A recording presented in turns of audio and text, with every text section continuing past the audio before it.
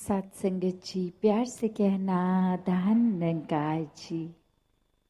सत्संग में पिछले कुछ घंटों से सभी भाव जो वक्ता बोले वो चाहे साधन कुछ भी रहा हो, भजन रूप हो, स्पीच रूप हो, कविता रूप हो, तो एक ही मकसद इस इंसानी जन्म का कि ये जीवन को जीने का तरीका क्या है। ये जीना तो है पर खुद को सिर्फ ये शरीर मान के नहीं, एक जीवन जो मिला है परमात्मा द्वारा वो सिर्फ प्रभु परमात्मा को प्राप्त करना ही परम लक्ष्य के लिए मिला है। बाकी काम काज और जो भी इस जीवन में जीते जी होता है वो तो साथ साथ एक स्वाभाविक रूप में हो जाता है, पर ये आत्मा का कल्याण जीते जी ही इस ब्रह्म ज्ञान द्वारा इस परमात्मा को प्राप्त करके होता है।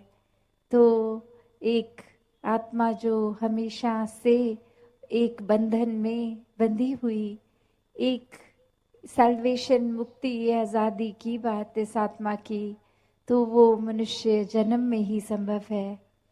तो जीते जी समय न्या व्यर्थ किया जाए ऐसा ही संतों ने सिखाया है। तो कैसे ये आत्मा का हल, ये सल्यूशन, ये मुक्ति, ये परमात्मा की जानकारी और उसी से अपनी आप की जानकारी होती है कि वाक्य में तो शरीर तो कुछ सालों का ही है, असल में तो इस आत्मा की पहचान ये परमात्मा है। और जीते जी इस रास्ते पे चलेंगे और अपने आप को मानवीय गुणों से भर कर चलेंगे तो ही वाकई ही ये जीवन जीने के लिए एक असली जीवन, मनुष्य जीवन दैवीय गुणों से भरा हुआ एक मुकम्मल जीवन होगा। और इसी समय फिर ये हकदार भी मृत्यु के बाद भी ये मोक्ष का, मुक्ति का। तो हर किसी ने हर समय पे यही मनुष्य को रास्ता दिया जो आज भी संत दे रहे थे कि जीने को पूरा जीवन जो मिला है उसको कैसे जीना है। एक सिर्फ समय व्यर्थ करके या फिर एक किसी की नकल करते करते जैसा वो कर रहे हैं, जैसा एक रिवाज, एक परंपरा, वैसा ही बिना समझे कारणों के करना है, या अपने जीवन को हर पल जीते जी वो कारण समझना है कि किस तरह जीवन खूबसूरत बनाया जाए, ये धरती खूबसूरत बनाई जाए। जिस समय हम इस धरती पे आए, ये धरती को जब छोड़ के जाएं तो किस तरह उसको और सुंदर बना के जाना है। एक प्राकृतिक रूप में भी जहाँ एक कर्तव्य है हम सबका, किस तरह ये दूषित हवा को पेड़ उगा के भी स्वच्छ किया जा सकता है और ये कचरा ना फैला के एक उस रूप में अपनी नियमित जगह पे वो कूड़ा इकट्ठा करना। और कैसे वो रिसाइकल की भी बात आती है कि व्यर्थ चीज़ नहीं करके उसका किसी और तरीके से भी इस्तेमाल करना। वहीं वो बात कि ये फिर प्रदूषण सिर्फ बाहरी संसार का नहीं, ये जीते जी हमें अंतर मन को भी साफ करना है, इस परमात्मा को और बसा के, जो कि पहले ही हमारे भीतर भी है, बाहर भी है, कण कण में है, हर जगह है।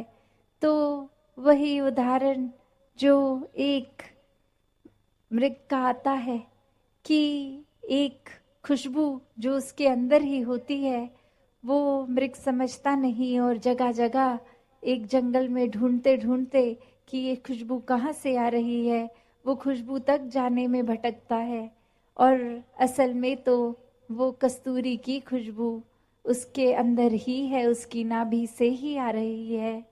और कैसे ये समय फिर व्यर्थ हो जाता है सिर्फ और सिर्फ वो भटकन में।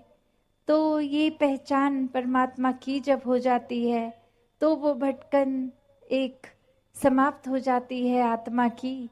अब उस तरह देखें तो फिर जिस तरह उस मृग को बता दिया जाए कि इधर उधर भटकने की जरूरत नहीं है, आप जिस स्थान पे हो उसी स्थान पर ये खुशबू भी है। तो बात वही, परमात्मा हर जगह है, अंग संग है। जिस समय, जैसे अभी भी आवाज लगा रहे थे महापुरुष के, ये ब्रह्म ज्ञान की दात आज सत्संग के बाद भी ये प्राप्ति की जा सकती है।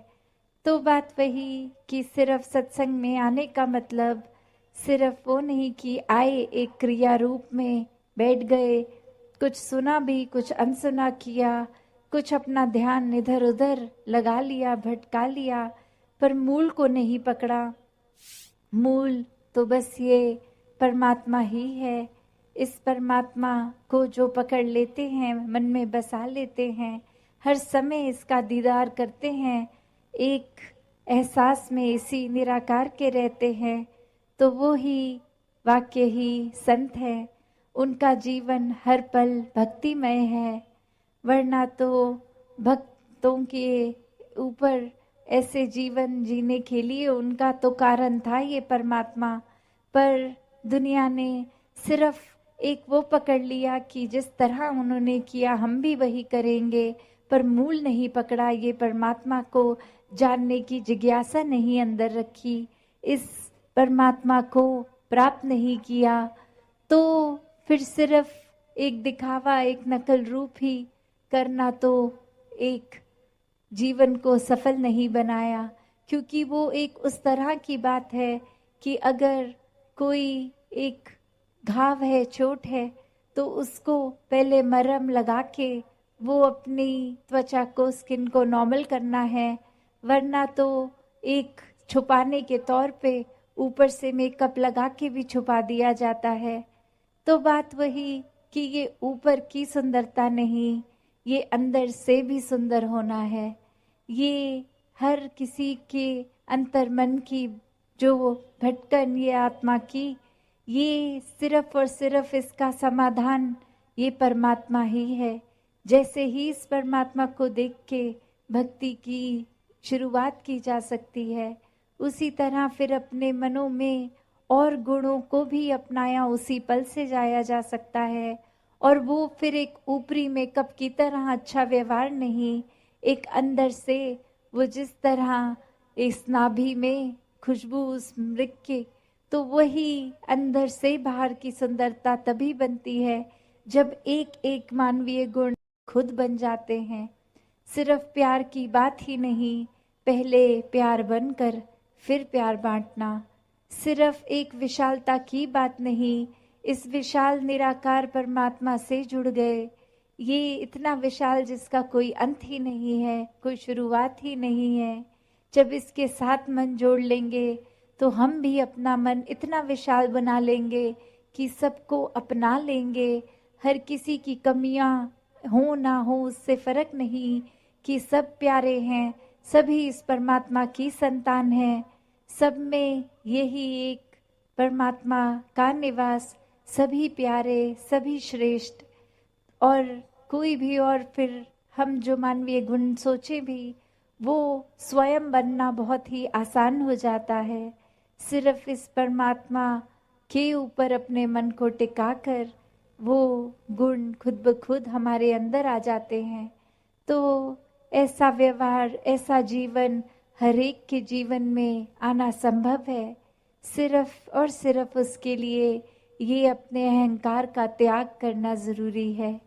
क्योंकि एक अहंकार आते ही जब ये लगता है कि हमको कोई क्या सिखाएगा, हमें तो पहले ही सब कुछ आता है, हम जिस रास्ते पे चल रहे हैं वो रास्ता ही सबसे ठीक है, और किसी के पॉइंट ऑफ व्यू, नज़रिया, रास्ता तो कोई मायने ही नहीं रखता। एक हमसे ज़्यादा बुद्धिमान कौन होगा, हमसे ज़्यादा शारीरिक बल किसमें होगा, हमसे ज़्यादा आकर्षित करने वाला अपनी बातों से एक भारी सुंदरता से कौन होगा। ऐसा करते करते अगर भाव ये अहंकार के ही हो मन में, तो फिर तो कोई क्या ही सीखेगा। जब लगेगा हमको सब कुछ आता है, तो दासी और समय ना लेके इन्हीं शब्दों से अरदास इस निराकार से कि सेवा, सुमिरन, सत्संग हर एक के जीवन में आए, ये भक्ति हर किसी की और मजबूत होती चली जाए। साथ संगत जी, धन निरंकार जी।